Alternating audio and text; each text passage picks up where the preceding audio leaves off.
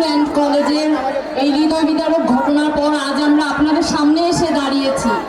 প্রিয় কুমিল্লাবাসী, গত জুলাইয়ের পর আমাদের মধ্যে যে ট্রমা ছিল, যে কান্না ছিল, যে ক্রোধ ছিল, আমাদের ইচ্ছে